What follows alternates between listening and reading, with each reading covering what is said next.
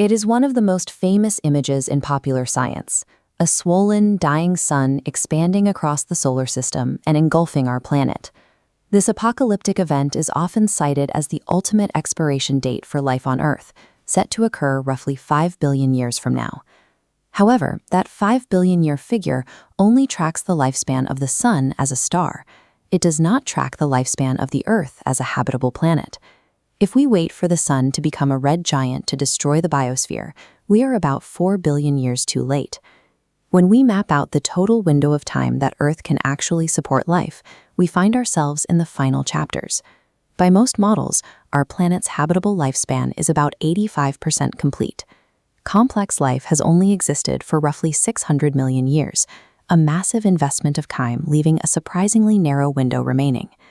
The Sun has enough hydrogen to remain stable for billions of years, yet the deadline for life arrives much sooner. There is a specific chemical process that will end the biosphere while the Sun is still in its prime. Currently, the Sun is a stable main sequence star. It sits in a state of equilibrium, held together by its own gravity, while its core fuses hydrogen into helium. But the Sun is not static. As it ages, its core becomes denser and hotter, causing it to brighten by about 1% every 100 million years. This increase in solar radiation accelerates the chemical weathering of silicate rocks on the Earth's surface. This drives the carbonate-silicate cycle.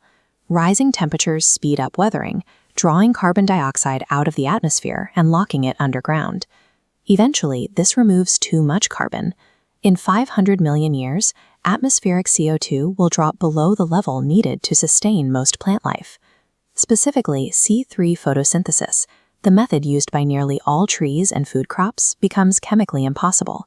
Without enough carbon dioxide to breathe, these plants will die out. Because plants anchor the global food web, their disappearance triggers a mass extinction. Roughly 99% of all species we know will be eradicated.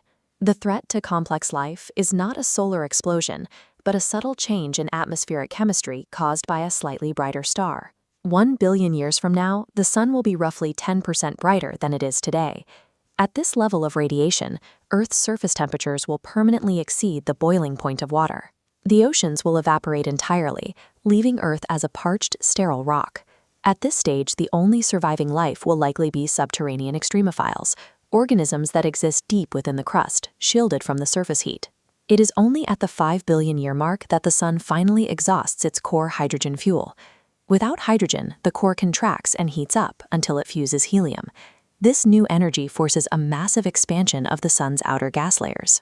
Our star becomes a red giant, swallowing Mercury and Venus, and either consuming or scorching Earth. During this phase, intense solar winds will also reach the outer solar system, stripping the atmospheres off the gas giants. By the time the Sun reaches its red giant phase, the Earth will have already been a dead, dry world for over 4 billion years. The Sun will eventually shed its outer layers, forming a planetary nebula. What remains is a white dwarf, a dead, dense core the size of the Earth that will spend the next several billion years slowly cooling. While the expansion of the Sun destroys the inner solar system, it also shifts the location of the habitable zone. As the Sun grows hotter, the region where liquid water can exist migrates outward to the giant planets. Frozen worlds like Europa could thaw out, remaining habitable for billions of years while the Sun is a red giant.